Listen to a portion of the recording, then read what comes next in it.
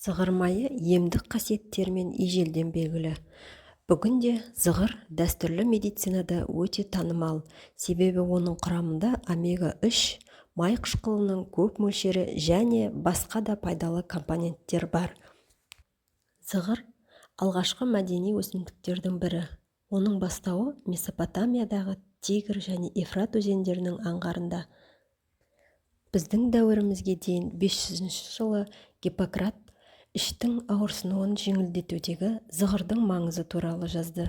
Бірнеше зерттеулер зығыр тұқымының құрамындағы талшықтың көптігін және оның жақсы қорытылуымен байланысын көрсетті. Басқа компоненттердің қатарында оның құрамындағы альфа-линолен қышқылы мен омега-3 сериясындағы май қышқылының мөлшері жоғары. Зығыр ағзаға пайдалы әсер етеді, көптеген ауруларды емдейді, сонымен бірге мүшелердің жағдайын жақсартады. Зығыр майының құрамы мен пайдасы.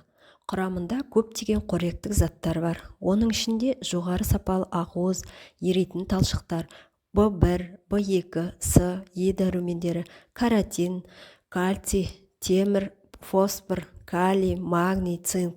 Бұл заттар өсімдік майларын жақсы сіңіруге көмектеседі. Олар асқазан мен ішектің шырышты қабатының жағдайын едәуір жақсартады. Сүт безі мен тоқ ішек-ісігінің қаупін азайтады. Зығыр тұқымының саңырауқұлақтарға қарсы және бактерияға қарсы қасиеті бар. Май құрамындағы омега-3 май қышқылдары мидың жұмысына оң әсер етеді. Жасуша мембраналарының оңтайлы жұмысын қолдайды, иммунитетті жоғарылатады және гормондар синтезін жақсартады. Зығыр майын қалай қолдануға болады? Зығыр майы күніне 1-2 ас қасықтан пайдалану керек.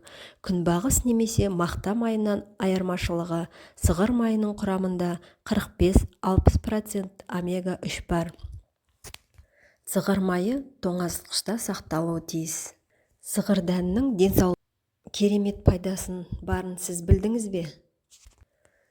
Каналға тіркеліп, лайк басуды ұмытпаңыз. Зығыр майының бірінші пайдасы қандағы холестерин деңгейін төмендететіні және атеросклероз ауруының алдын алатыны.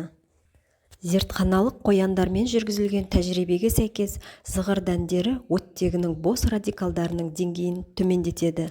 Бұл бөлшектер қандағы жаман холестерин деп аталатын төмен тығыздықтағы липопротеин холестеринінің жиналуына жауап береді. Өз кезегінде қандағы холестериннің жақсы деңгейін ұстап тұру артерияларда бляшка жиналуының байланысты пайда болатын атеросклероз сияқты аурулардың пайда болуының алдын алады. Екінші қасиеті коронарлық аурулардың алдын алады, яғни артериялардың сыртын қаптап жауып, осылайша инфаркт пен стенокардия қаупін болдырмайды. Үшінші тағы бір жақсы қасиеті іш қатуға қарсы құрал.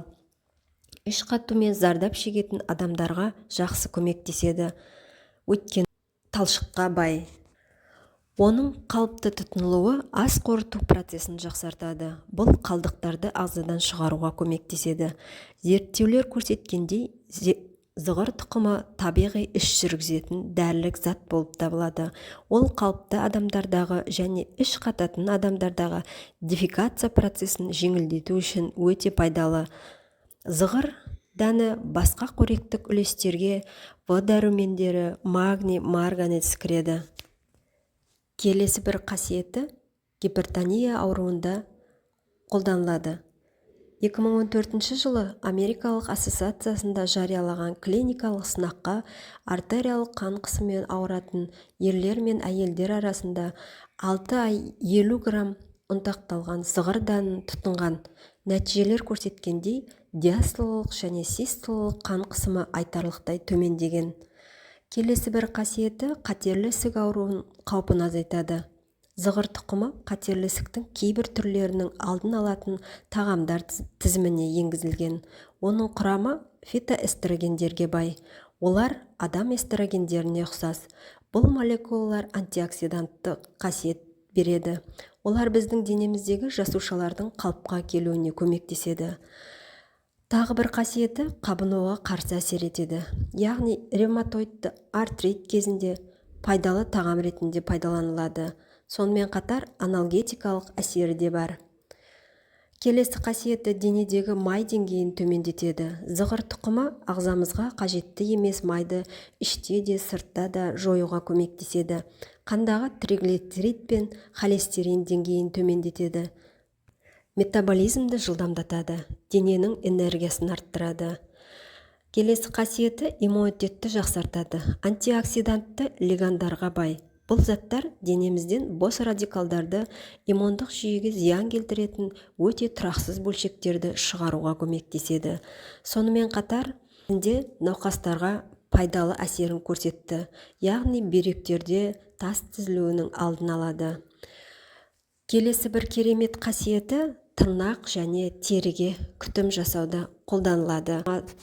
Дерматологиялық жағдайларды емдеуде қосымша қызмет атқарады, тырнақтарды нығайтады, оңай сынуына жол бермейді. Құрамында каротиннің болуына байланысты көздің көру өткірлігін де жақсартады. Зығыр майының пайдасымен қатар жанама әсерлерін де ескерген жөн, яғни асқазанның, іштің жедел аурулар кезінде, аллергиялық реакциялар кезінде қолдануға болмайды. Негізгі белгілері ісіну, қышу, бөртпе, қызару, ентігудің болуы. Зығыр майын шамадан тыс қолдану жүкті және бала емізетін әйелдерге зиянын тигізуі мүмкін. Сондықтан мерзімінен бұрын босануға жол бермес үшін оны жүктіліктің 2-3 триместрінде тоқтату керек.